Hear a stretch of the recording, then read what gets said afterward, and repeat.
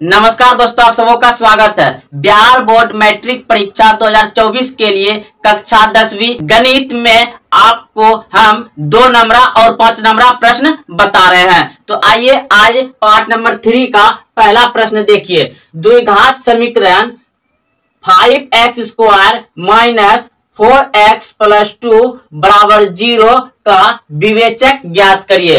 तो दोस्तों, इसका विवेचक ज्ञात करने के लिए हमें एक सूत्र का जरूरत पड़ता है, लेकिन उससे पहले हम लोग क्या करेंगे, यहाँ पे सॉल्यूशन लिखेंगे और हिंदी में अगर हो सके तो आप हल भी लिख सकते हैं। तो हम a बराबर लिखेंगे क्या 5, क्योंकि ये a होता है, ये b होता है और ये c होता है। तो b बराबर कितना हो जाएगा -4 और c बराबर कितना हो जाएगा 2। तो अब हम विवेचक का सूत्र, यानी इसे आप d भी कह सकते हैं, यानी कि आप d बराबर ही सूत्र लगाइए। तो क्या, तो d बराबर होता है b² माइनस 4ac। अब हम यहाँ पे बैठा देंगे, b का मान कितना है तो -4 है और स्क्वायर है तो स्क्वायर कर देंगे माइनस फिर 4, a का मान कितना है 5 तो गुना में 5 हो जाएगा, फिर गुना c का मान कितना है 2। अब क्या करेंगे, देखिए ये 2 बार गुना हो जाएगा तो आपका ये 16 हो जाएगा और माइनस इधर कितना 5 दूनी 10, ये हो गया 40 तो बराबर आपका -24। ये आपका आंसर आ गया। अब सवाल नंबर 2 देखेंगे। समांतर श्रेणी 1, 4, 7, 10 ... के 18वां पद का मान ज्ञात करिए। तो दोस्तों, आपका एपी यानी समांतर श्रेणी का जो प्रश्न देख रहे हैं, यहाँ पर दिया गया है पहला पद 1, दूसरा पद 4 और तीसरा पद 7 और चौथा पद 10 और इसी तरह से ... दे करके ये 18वां पद पूछ रहा है कि 18वां पद पर क्या आएगा। तो दोस्तों, आप सभी जानते हैं कि a बराबर जो होगा, सबसे पहले यहाँ पे आप सॉल्यूशन या हल लिख लेंगे। उसके बाद a बराबर कितना जाएगा आपका 1 और फिर निकालना हमको सारवंतर यानी कि d निकालना है। तो d बराबर क्या हो जाएगा, यानी a2 में -a1 करेंगे। तो a2 कितना है 4 और -1 तो d बराबर कितना आ गया, 1 घट जाएगा इसमें तो 3 आ गया। अब जो है कि हमको और nवां कितना हो जाएगा 18, nवां पद हो जाएगा 18। तो सूत्र आपसे निकालना है, यानी कि सूत्र होता है an बराबर a plus n-1 bracket of d। तो अब हम यहाँ पर लिखेंगे a 18 और a का मान कितना है 1 प्लस n का मान कितना है 18 -1 और d का मान कितना है 3। तो अब क्या हो जाएगा 1 प्लस 1 घट जाएगा, यानी कि कितना हो जाएगा 17 और गुना ये 3 हो जाएगा। उसके बाद फिर कितना हो जाएगा 1 प्लस 17 51 और फिर ये जुट करके कितना हो जाएगा 52, यानी कि 18वां पद कितना हो जाएगा 52। यही आपका आंसर हो जाएगा। सवाल नंबर 3, बिंदु 4, 5 तथा -3, 2 के बीच की दूरी ज्ञात करें। तो दोस्तों, आपको कह रहा है कि यह जो है कि निर्देशांक ज्यामिति का सवाल है और इसमें कह रहा है कि बिंदु 4 और 5 तथा -3 और 2 के बीच की दूरी ज्ञात करें। तो दोस्तों, आप लोग सॉल्यूशन या हल लिख लेंगे। उसके बाद आप यहाँ पर लिखिए सूत्र। तो दूरी बराबर होता है, सूत्र आपका यहाँ पे x2 माइनस x1 में आपको स्क्वायर कर देना है, फिर प्लस फिर यहाँ पे लिखना है y2 माइनस y1 पे स्क्वायर कर दीजिएगा। अब देखिए यहाँ पर अब हमको बैठाना है क्या इसका मान।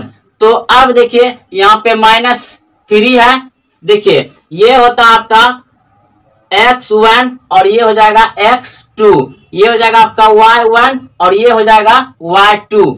अब देखिए तो x2 कहाँ है, तो x2 यहाँ है, तो -3 और फिर -4 इस पे स्क्वायर प्लस उसके बाद फिर y2 कहाँ है 2, उसके बाद फिर माइनस y1 कहाँ है 5, तो यहाँ पे 5 हो जाएगा। इसके ऊपर स्क्वायर बराबर रूट अंडर, फिर कर दीजिए, ये दोनों आपस में क्या होगा, जुड़ जाएगा, यानी कि -7 पे स्क्वायर प्लस ये घट जाएगा -3 पे स्क्वायर।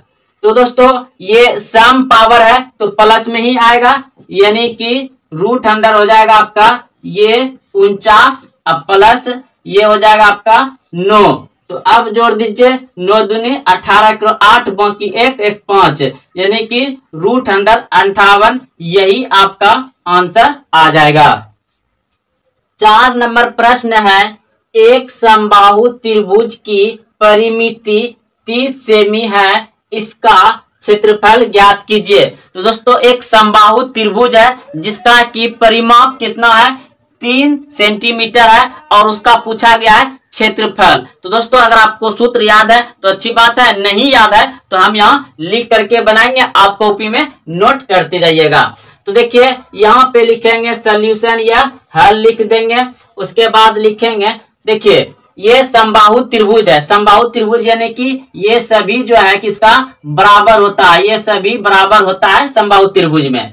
तो ये 1 2 3 भुजा है, यानी कि हमको एक भुजा ज्ञात करना पड़ेगा। तो हम यहाँ पे लिखेंगे कि समबाहु त्रिभुज,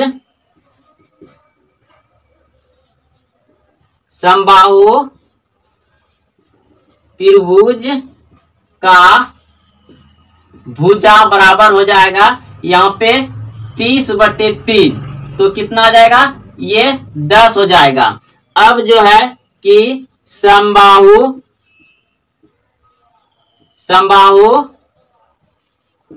त्रिभुज का क्षेत्रफल, तो समबाहु त्रिभुज का क्षेत्रफल होता है आपका √3/4 भुजा स्क्वायर। तो यहाँ पे लिख देंगे √3/4 और यहाँ पे भुजा कितना निकला है, मेरा भुजा निकला है 10, तो 10 पे स्क्वायर, फिर यहाँ √3/4 गुना ये 10 का स्क्वायर है तो 100 हो जाएगा और ये कट जाएगा 25 चौके 100, तो आपका आ गया 25√3, ये आपका आंसर हो गया 25√3। प्रश्न आप देख रहे हैं, उस गोले का पृष्ठ क्षेत्रफल निकालें जिसका व्यास 14 सेमी दिया गया है। दोस्तों आपको बोला गया है कि उस गोले का पृष्ठ क्षेत्रफल निकालें जिसका व्यास दिया गया है 14 सेमी। अगर आपको सूत्र याद नहीं भी है तो सूत्र हम यहाँ पर लिखते जाएंगे और बनाते जाएंगे, आप नोट करते जाइएगा।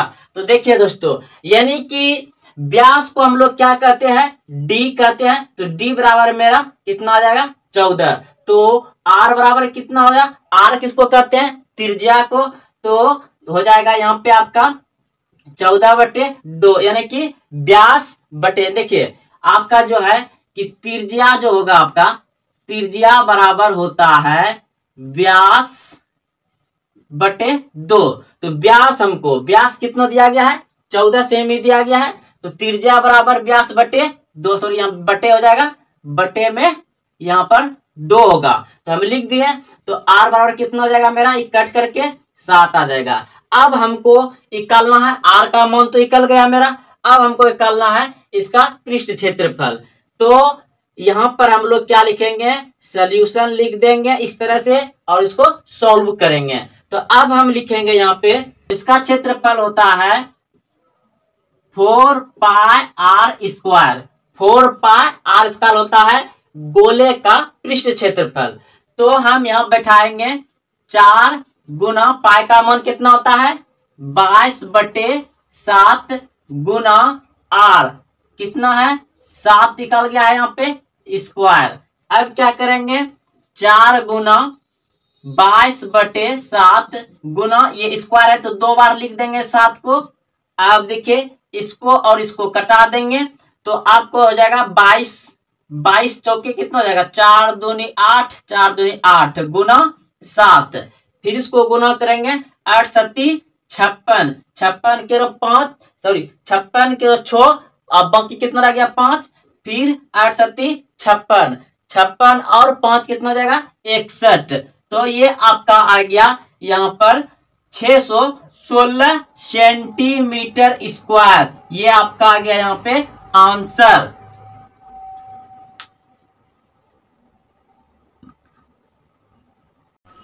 टू एक्स प्लस 3y बराबर 11 और 2x माइनस 4y बराबर -24 के हल है।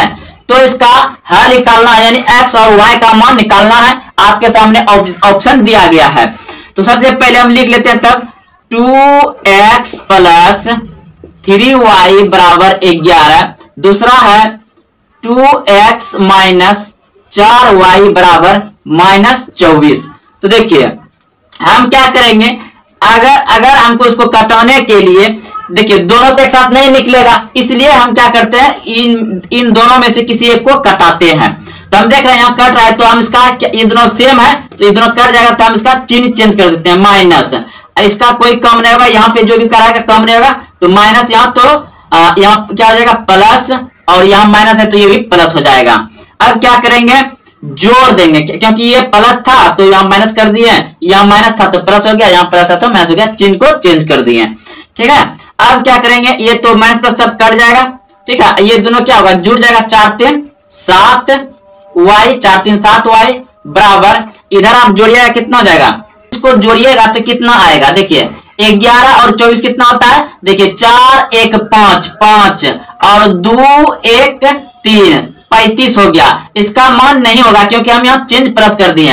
अब इसको कटा दीजिए, 7 5 35, y का मान कितना आ गया आपका 5, तो y का मान 5 आ गया। अब हमको x का मान निकालना है, तो x का मान निकालने के लिए हम कोई भी एक समीकरण बैठा सकते हैं। तो चलिए इसी को बैठा देंगे, तो 2x प्लस 3y बराबर 11, 2x प्लस 3y बराबर 11, तो 2x गुना 11 का मान, यानी कि x का मान तो नहीं, x का मान तो निकालना है, प्लस y का मान दिया गया है 5, तो 3 गुना 5 बराबर 11। तो अब क्या हो गया, 2x प्लस 5 15 बराबर 11। अब देखिए 2x बराबर, ये 15 उधर जाएगा तो माइनस में चल जाएगा, यानी कि 11 माइनस 15, तो 2x बराबर, अब इसमें 11 घटेगा तो कितना बच जाएगा, -4। इसको कटा दीजिएगा तो x बराबर -2, यानी कि y का मान 5 और x बराबर -2 कहाँ है, y बराबर 5, y बराबर 5, y बराबर 5। ठीक है, और x बराबर -2, ऑप्शन नंबर आपका डी मिल रहा है, ऑप्शन नंबर डी मिल रहा है। तो चलिए दोस्तों चलते हैं अगले प्रश्न की ओर। नमस्कार दोस्तों, आप सबका स्वागत है बिहार बोर्ड मैट्रिक परीक्षा के लिए गणित का इंपॉर्टेंट ऑब्जेक्टिव प्रश्न। दोस्तों आज वास्तविक संख्या में परिमेय संख्या और अपरिमेय संख्या बताने जा रहे हैं। तो 74 नंबर प्रश्न देख रहे हैं, निम्नलिखित में कौन सी संख्या अपरिमेय संख्या है। तो अपरिमेय संख्या जो रूट से बाहर निकल जाए, यानी कि रूट का वर्गमूल निकल जाएगा, तो वह परिमेय संख्या हो जाएगा। जैसे कि आप देख रहे हैं 36 का वर्गमूल हो जाएगा 6, उसके बाद फिर बटे 64 का वर्गमूल हो जाएगा 8। तो ये क्या हो गया, परिमेय संख्या हो गया। परिमेय संख्या क्या होता है, P बटे Q, जहां Q बराबर नॉट इक्वल टू 0, यानी कि Q का मान 0 नहीं होना चाहिए। तो आप समझ गए यहाँ पर। अब देखिए ऑप्शन नंबर बी, तो ये तो √3 तो बाहर नहीं निकलेगा, इसलिए ये आपका अपरिमेय संख्या हो रहा है। अगर ऑप्शन सी देखें तो ये भी आपका 49 का 7 बार हो जाएगा और ऊपर -7 ये है, तो ये भी आपका परिमेय संख्या हो जाएगा। ऑप्शन नंबर डी 3 बार हो जाएगा और इसका 9 बार हो जाएगा, यानी कि ऑप्शन नंबर डी भी आपका परिमेय संख्या है। तो इस प्रश्न का उत्तर हो जाएगा, पूछा था क्या, अपरिमेय संख्या, तो ऑप्शन नंबर बी सही है। दोस्तों याद रखिए कि रूट के अंदर अगर विषम संख्या या अभाज्य संख्या का मतलब होता है जो एक से कटे और अपने आप से कटे, वह अगर रूट के अंदर संख्या आ जाता है तो लगभग अपरिमेय संख्या ही होगा। अगला प्रश्न देखिए, पाई तो जानते हैं कि आप अपरिमेय संख्या होता है, लेकिन पाई में 2 से भाग लग रहा है, तो ये भी आपका क्या आ जाएगा, अपरिमेय संख्या हो जाएगा। ऑप्शन नंबर बी सही है। अगला प्रश्न है 76 नंबर, √3 में परिमेय संख्या क्या हो रहा है, घट रहा है, यानी 3 में √3 घट रहा है।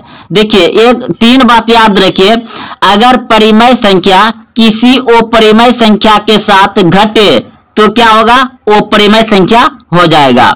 अगर परिमेय संख्या के साथ अपरिमेय संख्या जुटे, यानी कि जुटे, तो वह भी आपका क्या हो जाएगा, अपरिमेय संख्या हो जाएगा। और अगर किसी परिमेय संख्या के साथ अपरिमेय संख्या गुना हो जाएगा तो वह भी आपका अपरिमेय संख्या हो जाएगा। तो ये 3 बात याद रखें। अब अगला प्रश्न है, देखिए यहाँ पर 5 परिमेय संख्या है और √2 अपरिमेय संख्या है, क्योंकि सबसे छोटी अभाज्य संख्या क्या है, 2 है। तो ये जो है कि अपरिमेय संख्या है √2 और 5 क्या है, परिमेय संख्या, लेकिन दोनों आपस में क्या है, गुना में है। दोनों आपस में गुना में है तो क्या हो जाएगा, अपरिमेय संख्या। तो ऑप्शन नंबर बी सही है, अपरिमेय संख्या हो जाएगा। ये भी आपका क्या हो जाएगा, 78 नंबर, ये भी आपका अपरिमेय संख्या हो जाएगा। अगला प्रश्न है, ये देखिए 79 नंबर जो है कि ये आपका क्या हो जाएगा, परिमेय संख्या हो जाएगा। अब कहिए कैसे, क्योंकि अगर यदि इसको हम तोड़ेंगे, यानी कि √3 बटे में इसको हम तोड़ देंगे 4 गुना 3, यानी कि तो 4 का वर्गमूल बाहर हो जाएगा 2, तो आपका क्या बचेगा, √3 और फिर √3 बचेगा, यानी कि 2 यहां नीचे लिखाएगा तो ये √3 कट जाएगा तो 1/2 बच जाएगा। तो ये क्या है, परिमेय संख्या हो जाएगा। तो 79 का आपका ऑप्शन नंबर ए बिल्कुल सही है, ये परिमेय संख्या हो जाएगा। अगला ऐसे भी कटा दीजिए, 3 चौके 12, तो 1/4 मतलब 4 रूट के अंदर आ जाएगा और 4 का मान वर्गमूल निकल जाएगा 2, तो यानी कि 1/2 हो जाएगा। चलिए आप समझ गए होंगे। अगला प्रश्न है 6 + √2, तो ये क्या हो रहा है, एक परिमेय संख्या अपरिमेय संख्या के साथ जुट रहा है, तो ये क्या हो जाएगा, अपरिमेय संख्या हो जाएगा। ऑप्शन नंबर सी सही है। अगला प्रश्न है, यदि n एक प्राकृतिक संख्या है तब रूट अंदर n क्या होगा, तो प्राकृतिक संख्या क्या होता है, 1 से शुरू होता है, 1 2 3 4 5 6 7 ऐसे डॉट डॉट चलते रहेगा प्राकृतिक संख्या। तो इसके अंदर 1 रखिएगा तो 1 का वर्गमूल 1 ही हो जाएगा, 2 रखिएगा तो क्या हो जाएगा, अपरिमेय संख्या हो जाएगा। और फिर 4 रखिएगा, रूट के अंदर 4 रखिएगा तो इसका मान क्या आ जाएगा, 2 हो जाएगा।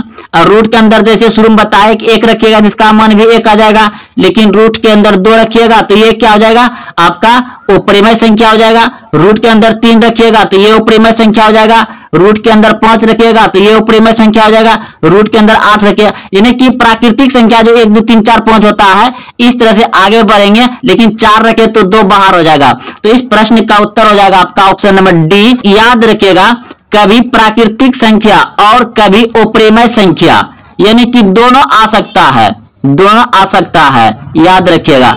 अगला प्रश्न है, इनमें कौन अपरिमेय संख्या है, तो इनमें कौन अपरिमेय संख्या है, आपका ऑप्शन नंबर सी जो है कि बिल्कुल अपरिमेय संख्या है।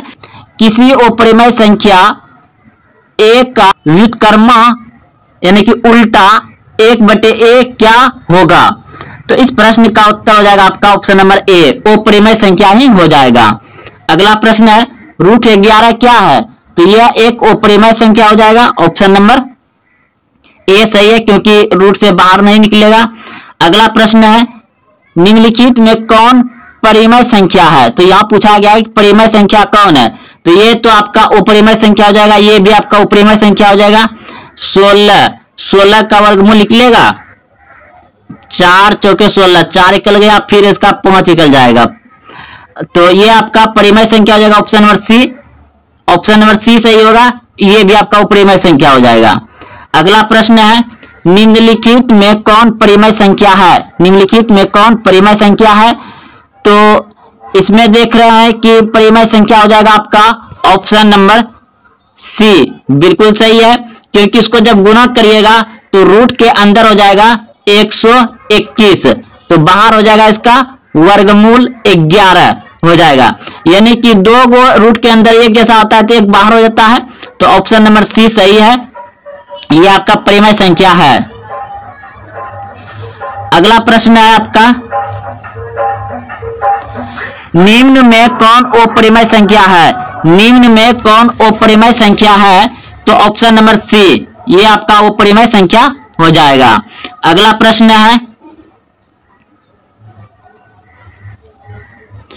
दो तथा 2.5 के बीच की अपरिमेय संख्या होगी।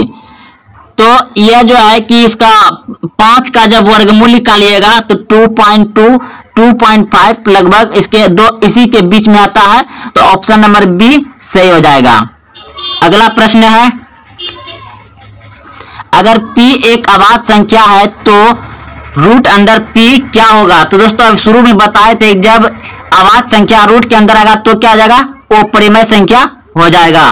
तो आपका ऑप्शन नंबर जो है कि बी बिल्कुल सही हो जाएगा, अपरिमेय संख्या हो जाएगा। शुरू में ही बता दिए थे कि रूट के अंदर अगर अभाज्य संख्या आ जाए तो क्या हो जाएगा? वो अपरिमेय संख्या होगा। अगला प्रश्न है, एक शून्योत्तर परिमेय संख्या और एक अपरिमेय संख्या का गुणनफल या भागफल। तो इस प्रश्न का उत्तर हो जाएगा आपका ऑप्शन ए बिल्कुल सही है, एक अपरिमेय संख्या होती है। परिमेय संख्या और अपरिमेय संख्या के योग या अंतर, तो परिमेय संख्या का योग या अंतर क्या हो जाएगा? परिमेय संख्या और अपरिमेय संख्या के योग या अंतर अपरिमेय संख्या ही होगा, शुरू में ही बता चुके हैं। ऑप्शन नंबर बी सही हो जाएगा। निम्नलिखित कथन में सत्य कथन को पहचाने। तो इस प्रश्न का उत्तर हो जाएगा आपका option number D. Option number D, प्रत्येक अपरिमेय संख्या एक वास्तविक संख्या होती है। निम्नलिखित में से कौन परिमेय संख्या है? तो आपका ऑप्शन नंबर सी सही है, क्योंकि ये √3 कट जाएगा तो ये परिमेय संख्या हो जाएगा, बाकी बात सभी अपरिमेय संख्या है। अब देखिए 8 पे पावर 0 गुना 2 पे पावर 0, यानी कि किसी पे पावर 0 आता है तो उसका मान 1 हो जाता है, तो गुना 1 बराबर 1। तो ऑप्शन नंबर बी सही है। 11/5 1, तो ये क्या हो जाएगा? एक परिमेय संख्या हो जाएगा। क्या हो जाएगा? एक परिमेय संख्या। ऑप्शन नंबर ए सही है। निम्न में से कौन सा अपरिमेय नहीं है? अपरिमेय नहीं है, तो आपका ऑप्शन नंबर ए सही है, अपरिमेय संख्या नहीं होगा, क्योंकि इसका 8 और इसका 9 बाहर आ जाएगा और बाकी बात इसका सब नहीं आएगा। 3.27 पे रेकरिंग, तो ये इस प्रश्न का उत्तर हो जाएगा आपका ऑप्शन नंबर बी सही है, क्योंकि इसका जब सॉल्व करिएगा तो आप सभी जानते हैं कि जितना संख्या पर रेकरिंग रहता है उतना नीचे 9 आता है, और जिस संख्या पर रेकरिंग रहता है वो क्या आता है? घट जाता है। सही हो जाएगा। अगला प्रश्न है, निम्न में कौन अपरिमेय नहीं है? तो अपरिमेय नहीं है, आपका ऑप्शन नंबर डी सही है। 121 का 11 वाला निकल जाएगा और बाकी रिजल्ट का नहीं निकलेगा। निम्न में कौन अपरिमेय नहीं है? अपरिमेय नहीं है, ऑप्शन नंबर सी। 25 का 5 बाहर आ जाएगा और इधर किसी का नहीं निकलेगा।